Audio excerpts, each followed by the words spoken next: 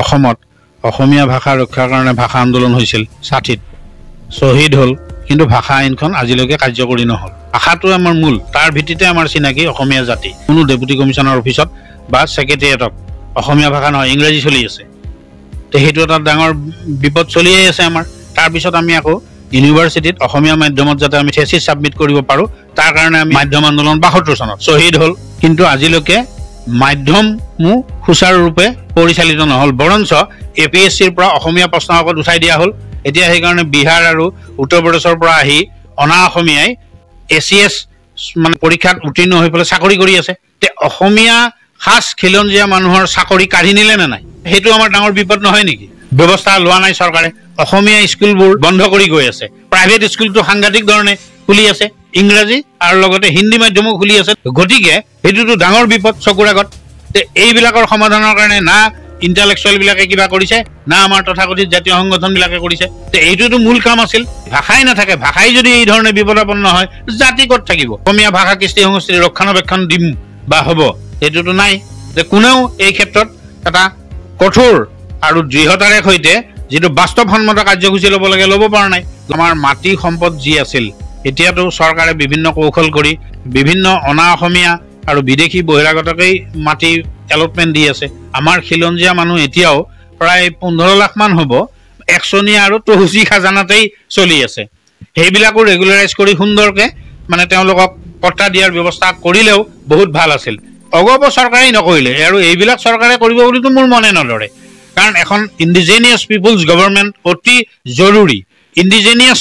People's গভৰ্ণমেণ্টৰ জৰিয়তেহে ইণ্ডিজেনিয়াছৰ সমস্যা সমাধান হ'ব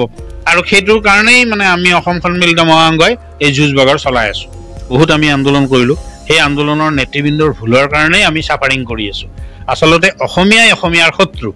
কোনো বাহিৰৰ মানুহ আহি আমাক ইয়াত দিগদাৰ দিব পৰা নাই কিন্তু আমি যদি বিপদে যাওঁ আমি যদি আপোচ কৰো আমি যদি মানে নিজেই গোলাম আৰু ভিত্ত হওঁ আমাক কোনে ৰক্ষা কৰিব অসমৰ খিলঞ্জীয়াই নিজৰ ভৱিষ্যত বংশধৰক সুৰক্ষিত কৰিব খুজিছে তেতিয়াহ'লে এটাই উপায় আছে ৰাষ্ট্ৰসংঘৰ খিলঞ্জীয়া লোকৰ অধিকাৰ সনদখন কাৰ্যকৰী কৰিবৰ কাৰণে ব্যাপক গণ আন্দোলনৰ প্ৰয়োজন আছে কাৰণ ৰাষ্ট্ৰসংঘৰ এই সনদখন বহুত দীঘলীয়া 46টা দফা আছে তাত 3 আৰু 4 নম্বৰ ধাৰাত স্পষ্ট উল্লেখ আছে খিলঞ্জীয়াসকলৰ আত্মনিয়ন্ত্ৰণৰ অধিকাৰ আছে 3 আৰু 4ত আছে আত্মনিয়ন্ত্ৰণৰ অধিকাৰ মতেই খিলঞ্জীয়াসকলে নিজৰ চৰকাৰ গঠন কৰি ল'ব পাৰে স্পষ্ট উল্লেখ আছে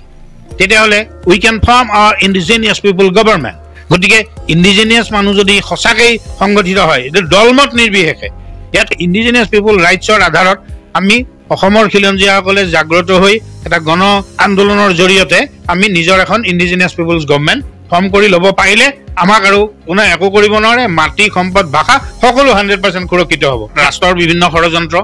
বিদেশী বহিৰাগতক ৰাজনৈতিক দলবিলাকে কৰা পৃষ্ঠপোষকতা এইবিলাকৰ কাৰণে আমি মাইনৰিটি হৈ গৈছো সনদ মতে মাইনৰিটি হলেও কিন্তু খিলঞ্জীয়াৰ হাততে সৰ্বোচ্চ অধিকাৰ থাকিব according to indigenous people rights গতিকে সেইমতে আমি আমাৰ তেতিয়া ভাষাৰো প্ৰবলেম নহয় আমি কাকো হাতজোৰ কৰিব নালাগে যে লোকপিয়লত অসমীয়া লিখা কোনো দৰকাৰ নাই কাৰণ মাইনৰিটি হলেও অসমীয়া ভাষা ইয়াত থাকিব কিয় থাকিব যে according to indigenous people rights গতিকে ইয়াতকে আৰু উত্তম উপায় আমাৰ কি আছে গতিকে সেই কাৰণেই মই অসমবাসীক আহ্বান জনাইছো ভাষা কৃষ্টি সংস্কৃতি ৰাজনৈতিক অধিকাৰ সম্পদৰ অধিকাৰ সকলো ৰক্ষা কৰিবৰ কাৰণে এটাই উপায় আছে ৰাষ্ট্ৰসংঘৰ খিলঞ্জীয়া লোকৰ অধিকাৰ সনদৰ আধাৰত আমাক আমাৰ অধিকাৰ আমাৰ পিতৃ পিতামহৰ অধিকাৰ আমাক ঘূৰাই লাগে এইটো আৱাজ তুলি আমি জোৰদাৰভাৱে লৈ গ'লে আমি সক্ষম হ'ম সফল হ'ম এটা সমস্ত পৃথিৱীয়ে সেলুট কৰিছে সন্মতি জনাইছে ৰাষ্ট্ৰসংঘৰ খিলঞ্জীয়া লোকৰ অধিকাৰ সনদৰ প্ৰতি গতিকে এইটোৱে আমাৰ উত্তম উপায় গতিকে এই পথৰে আগবাঢ়া হে মোৰ খিলঞ্জীয়া প্ৰিয় জনগণ আপোনালোক এই পথৰে আগবাঢ়ক নিশ্চিতভাৱে আপোনালোকে নিজৰ ভৱিষ্যতৰ বংশধৰসকলক ৰক্ষা কৰিবৰ কাৰণে এই ৰাস্তাই নিৰ্মাণ কৰি লৈ যাব আৰু আপোনালোক জয়ী হ'ব এই সমস্যাবোৰ সমাধানৰ কাৰণে ভাৰত চৰকাৰে আজিলৈকে সিনচিয়াৰলি অসমৰ খিলঞ্জীয়াক সুৰক্ষা কৰিবৰ কাৰণে একো কাম কৰা নাই বা দিছপুৰত বহি থকা চৰকাৰখন যেহেতু মানে দিল্লীৰ বহতীয়া যি চৰকাৰেই নহওক কংগ্ৰেছৰে হওক বা অগপৰে হওক বা এতিয়া অগপ বিজেপিৰ চৰকাৰ হওক জনতাৰ চৰকাৰো এসময়ত ইয়াত আছিল কিন্তু এই সকলো চৰকাৰৰ এক্টিভিটিজ দেখিছো তেওঁলোকে দিল্লীৰ কথামতে উঠা বহা কৰে স্বতন্ত্ৰ আৰু কৰা আৰু কঠোৰভাৱে like Naga like Mizo like Manipuri কৰাৰ কোনো উদাহৰণ নাই এতিয়াও উপায় আছে সেই উপায়টো হ'ল ৰাষ্ট্ৰসংঘৰ খিলঞ্জীয়া লোকৰ অধিকাৰ সনদ 2007 আৰু সেইখনত ভাৰতেও যেহেতু 143খন পৃথিৱীৰ দেশৰ সৈতে 13 ছেপ্টেম্বৰত 2007ত জেনেভাত সপক্ষে ভোটদান কৰি দায়বদ্ধ হৈ আছে এই সনদখন যদি অসমত কাৰ্যকৰী কৰিব পৰা যায় তেতিয়াহ'লে অসমৰ খিলঞ্জীয়াৰ মাটি বাৰী সম্পদ আৰু ৰাজনৈতিক অধিকাৰ খিলঞ্জীয়াৰ হাতত থাকিব গতিকে এইটোৱেই একমাত্ৰ ৰাস্তা সেইকাৰণে অসমৰ সমস্ত খিলঞ্জীয়া জাতি জনগোষ্ঠীসমূহক শীঘ্ৰেই এই ৰাষ্ট্ৰসংঘৰ খিলঞ্জীয়া লোকৰ অধিকাৰ সনদৰ আধাৰত এটা ব্যাপক গণ আন্দোলন গঢ়ি তোলাৰ কাৰণে আমি অসম সন্মিলিত মহাসংঘই মুকলিকে আহ্বান জনাইছো আৰু সুপ্ৰিম কোৰ্টত আমি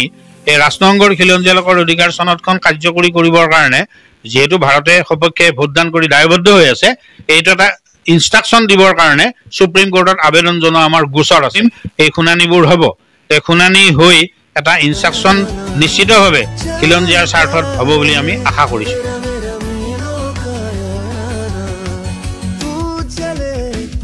करोड़ों दिलों में करके घर स्प्लेंडर तय कर रहा है याराना मीलों का हीरो स्प्लेंडर याराना।